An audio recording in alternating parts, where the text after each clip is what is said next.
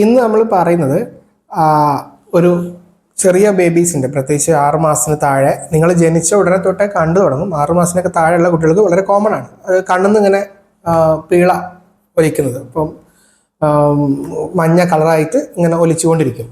വളരെ കോമൺ ആണ് കുട്ടികളിൽ. പക്ഷെ പല പാരൻസിനും ഇതൊരു കോമൺ ആയിട്ട് ഉണ്ടായേക്കാവുന്ന അവസ്ഥയാണെന്ന് അറിയാത്തതുകൊണ്ട് തന്നെ ഭയങ്കരമായിട്ട് പാരൻസ് വറി ചെയ്യാറുണ്ട്. അപ്പോൾ ഇവിടെ ഇന്ന് നമ്മൾ ഡിസ്കസ് ചെയ്തത് അത് എന്തുകൊണ്ട് വരുന്നു, ഭയപ്പെടേണ്ടതുണ്ടോ, ഇത് എങ്ങനെ ചികിത്സിക്കാം, എങ്ങനെ നിയന്ത്രിക്കാം, അത്രയും ടോപ്പിക്കാണ് നമ്മൾ ഇന്ന് ഈ വീഡിയോ ഡിസ്കസ് ചെയ്യുന്നത്. അപ്പോൾ വീഡിയോ കിടക്കുന്നതിന് മുമ്പ് ഈ പാരൻറ്റിങ് ജേർണിയുടെ ഭാഗമാകാൻ താല്പര്യം ഉണ്ടെങ്കിൽ സബ്സ്ക്രൈബ് ചെയ്ത് കൂടെ നമുക്ക് നേരെ വീഡിയോയിലോട്ട് കിടക്കാം. ഒന്നാമത്തെ കാര്യം, എന്തുകൊണ്ടാണ് ഇതിങ്ങനെ വരുന്നത്? അവിടെ നിങ്ങൾ അറിഞ്ഞിരിക്കേണ്ടത്, നമ്മുടെയൊക്കെ കണ്ണിൻ്റെ ഉള്ളിൽ നിന്ന്, ഈ ഉൾവശത്തു നിന്ന് നമ്മളെ മൂക്കിലോട്ട് ഒരു ചെറിയ ട്യൂബ് ഉണ്ട്. അതെന്തിനാ? നമ്മുടെ കണ്ണിൽ വെള്ളത്തിൻ്റെ അളവ് കണ്ണുനീര് കൂടി കഴിയുമ്പോൾ കുറച്ച് മൂക്കിലോട്ട് ഒഴിച്ച് കളയാൻ വേണ്ടിയാണ് ആ ട്യൂബ് ഉള്ളത്.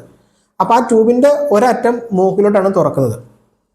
പക്ഷെ നമ്മൾ ചെറിയ ജനിച്ച വാവകളെ സംബന്ധിച്ച് ഈ ട്യൂബിൻ്റെ മൂക്കിലോട്ടുള്ള അറ്റത്തുള്ള ആ ഓപ്പണിങ് വളരെ ചെറുതായിരിക്കും. അപ്പോൾ അത് അടഞ്ഞു പോകാൻ സാധ്യതയുണ്ട്. അപ്പോൾ അത് അടഞ്ഞു പോകുമ്പോൾ എന്ത് ചെയ്യും? കണ്ണിന്ന് വരുന്ന കണ്ണുനീര് കണ്ണിൽ തന്നെ അല്ലെങ്കിൽ കണ്ണിൻ്റെ ഈ മൂലയിൽ തന്നെ കെട്ടിക്കിടക്കും. അവിടെ ഒരു ചെറിയൊരു സാക്ക് പോലെ ഒന്നുണ്ട്, അതിൽ തന്നെ കെട്ടിക്കിടക്കും. അപ്പോൾ നമ്മൾ കണ്ണുനീര് ഒരു ഭാഗത്ത് കെട്ടിക്കിടന്നാൽ പെട്ടെന്ന് ഉണ്ടാകുന്ന സംഭവമാണ് അവിടെ ചെറിയ പഴുപ്പ് കോശം, ഈ പസൽസ് ഒക്കെ വന്ന് അവിടെ ഒരു മഞ്ഞ കളറുള്ള സെക്രീഷൻ ഉണ്ടാവും. അതുപോലെ തന്നെ കുട്ടിയുടെ കണ്ണിന്ന് ഇങ്ങനെ ഒലിച്ചുകൊണ്ടിരിക്കും. അപ്പം ഇത് കുട്ടികളെ സംബന്ധിച്ച് ഇതൊരു സ്വാഭാവിക പ്രക്രിയയാണ്. എന്തുകൊണ്ടാണ്? അവർ വളരും തോറും ആ മൂക്കിലോട്ട് തുറക്കുന്ന പൈപ്പിൻ്റെ ആ ട്യൂബിൻ്റെ അറ്റത്തുള്ള സൈസ് കൂടുമ്പോൾ നല്ല രീതിയിൽ മൂക്കൊന്നും ഒലിച്ചു പോവും, ഈ കണ്ണിന്നുള്ള വെള്ളം മൂക്കിലോട്ട് ഒലിച്ചു പോവും.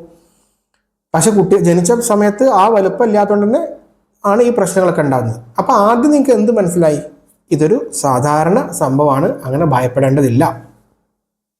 ഇനി നമുക്ക് ഇതെങ്ങനെ വരാതിരിക്കാം, അതുപോലെ വന്നു കഴിഞ്ഞാൽ എന്താ ചെയ്യേണ്ടതെന്ന് നോക്കാം. അപ്പോൾ ആദ്യം നമുക്ക് വന്നു കഴിഞ്ഞാൽ എന്താ ചെയ്യേണ്ടതെന്ന് നോക്കാം. വന്നു കഴിഞ്ഞാൽ നിങ്ങൾ ചെയ്യേണ്ടത്, ഒന്ന്, ഒരു നല്ല ക്ലീൻ ആയിട്ടുള്ള തുണി, കോട്ടൺ ബോൾസോ അല്ലെങ്കിൽ നല്ല വൃത്തിയുള്ള ചെറിയ പീസ്, നല്ല വൃത്തിയുള്ള തുണിയോ എടുത്തിട്ട് നല്ല ചൂടുള്ള വെള്ളത്തിൽ മുക്കി ഒന്ന് പിഴിഞ്ഞ് ഈ അമിതമായിട്ട് വരുന്ന ഈ ഒരു പഴുപ്പ് പോലത്തെ സാധനവും വെള്ളവും തുടച്ച് കളയാം. അത് തുടക്കുന്നതിനൊരു രീതിയുണ്ട്.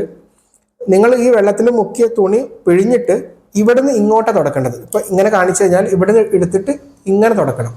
ഒരിക്കലും ഇവിടുന്ന് ഇങ്ങോട്ടാക്കരുത്. അപ്പോൾ ഇവിടെയുള്ള ഈ അഴുക്കെല്ലാം കണ്ണിലോട്ടാണ് നിങ്ങൾ പരത്തുന്നത്. ഇവിടുന്ന് ഇങ്ങോട്ട് തുടച്ചു കൊടുക്കുക, ഇവിടെ ആണെങ്കിൽ ഇവിടുന്ന് ഇങ്ങോട്ട്, അങ്ങനെ തുടച്ചു കൊടുക്കുക ഇങ്ങനെ എക്സസീവായിട്ട് വരുന്ന സമയത്ത്. നമ്പർ 1.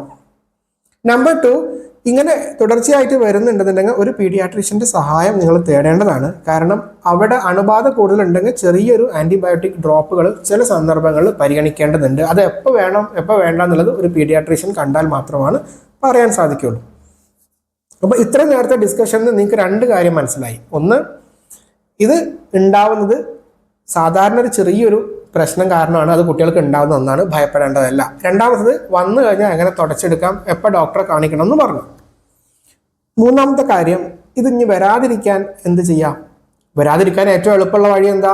ഈ മൂക്കിലോട്ട് തുറക്കുന്ന ആ പൈപ്പിനെ തുറക്കാൻ വേണ്ടി നമുക്ക് എന്ത് ചെയ്യാൻ കഴിയുമോ അങ്ങനെ ചെയ്തു കഴിഞ്ഞാൽ ഈ പ്രശ്നം പരിഹരിക്കാമല്ലോ. കാരണം മൂക്കിലോട്ടുള്ള പൈപ്പിൻ്റെ അറ്റത്ത് അടഞ്ഞെടുക്കുന്നുണ്ടല്ലോ ഇങ്ങനെ വരുന്നത്. അത് തുറക്കാനുള്ള വഴി, നമുക്ക് കുഞ്ഞിൻ്റെ ഈ ഭാഗത്തായിട്ട് പ്രഷർ കൊടുക്കുക. അപ്പോൾ എന്താ, ഇവിടെ പ്രഷർ കൊടുക്കുമ്പോൾ ആ പ്രഷർ കാരണം മൂക്കിലുള്ള ഭാഗം ഓപ്പൺ ആവും. അതെങ്ങനെ കൊടുക്കാം? ഒരു ദിവസം 4ഉം 5ഉം സെറ്റിംഗ് ആയിട്ട്, ഇപ്പോൾ കുഞ്ഞിന് ഡയപ്പർ മാറ്റുന്ന സമയത്ത്, അല്ലെങ്കിൽ കുഞ്ഞിന് നിങ്ങൾ രാവിലെ ഉച്ചക്ക് രാത്രിയൊക്കെ ഉള്ള സമയത്ത്, അതുപോലെ കുഞ്ഞിനെ മസാജ് ചെയ്യുന്ന സമയത്തൊക്കെ ഇങ്ങനെ പ്രസ് ചെയ്ത് കൊടുക്കാം. എങ്ങനെ പ്രസ് ചെയ്യേണ്ടത്? ആദ്യം നിങ്ങളുടെ നെയിലൊക്കെ കട്ട് ചെയ്തിരിക്കണം, നിങ്ങളുടെ ഹാൻഡ് വാഷ് ചെയ്യണം. എന്നിട്ട് ഇതുപോലെ കുഞ്ഞിനെ കൊണ്ട് നിങ്ങൾ ഫീഡ് ചെയ്യുന്ന സമയത്തോ അല്ലെങ്കിൽ കുഞ്ഞിനെ ഡ്രസ്സ് മാറ്റുന്ന സമയത്തൊക്കെ രാവിലെ ഉച്ചക്ക് വൈകിട്ടൊക്കെ ആയിട്ട് ഒരു നേരം ഒരു 5ഓ 10ഓ തവണ ഇങ്ങനെ പ്രസ് ചെയ്യുക. ജസ്റ്റ് ഇങ്ങനെ പിടിക്കുക, ജസ്റ്റ് ഒന്ന് പ്രസ് ചെയ്താൽ, ഈ മൂലക്കിലാണ് പ്രസ് ചെയ്യേണ്ടത്, ജസ്റ്റ് ഇങ്ങനെ പ്രസ് ചെയ്താൽ മതി.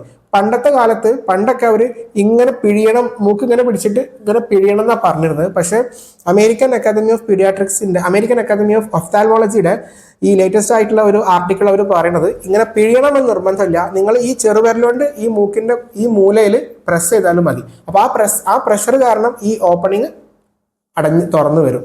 ഇത് നിങ്ങൾക്ക് എല്ലാ കുട്ടികൾക്കും വേണമെങ്കിൽ ട്രൈ ചെയ്യാം. അതല്ല, ഇത് വന്ന കുട്ടികൾക്ക് പിന്നെ വരാതിരിക്കാനും ട്രൈ ചെയ്യാം. ഇത് ചെയ്യുമ്പോൾ ശ്രദ്ധിക്കേണ്ട കാര്യങ്ങൾ, നെയിൽ കട്ട് ചെയ്തിരിക്കണം, ഹാൻഡ് വാഷ് ചെയ്തിരിക്കണം.